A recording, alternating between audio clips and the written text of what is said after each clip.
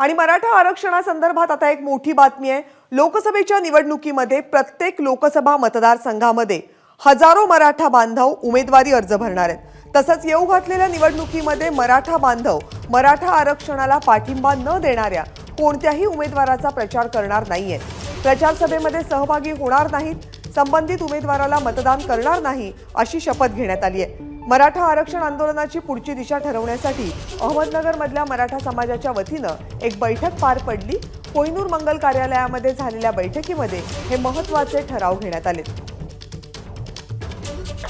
आता सरकारने आंदोलन चिरडण्याचे प्रत्येक प्रयत्न इथं करून पाहिले, पण यश नाही आलं। आता जरांगे पाटलावर ईडी लावता येत नाही म्हणून एसआयटी लावली, ईडी लावलं त्यांच्याकडे कोणती मालमत्ताच नाही म्हणून एसआयटी लावली। आतापर्यंत आपल्या महाराष्ट्रात इतके गंभीर गुन्हे घडलेले आहेत, गंभीर दंगली झालेले आहेत, कुठे एसआयटीची मागणी नाही आली।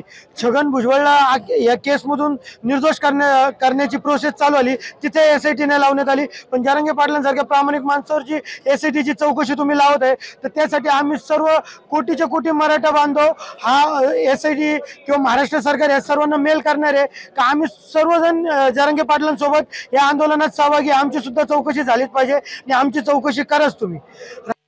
आता सरकारने आंदोलन चिरडण्याचे प्रत्येक प्रयत्न इथं करून पाहिले, पण यश नाही आलं। आता जरांगे पाटलावर ईडी लावता येत नाही म्हणून एसआयटी लावली, ईडी लावलं त्यांच्याकडे कोणती मालमत्ताच नाही म्हणून एसआयटी लावली। आतापर्यंत आपल्या महाराष्ट्रात इतके गंभीर गुन्हे घडलेले आहेत, गंभीर दंगली झालेले आहेत, कुठे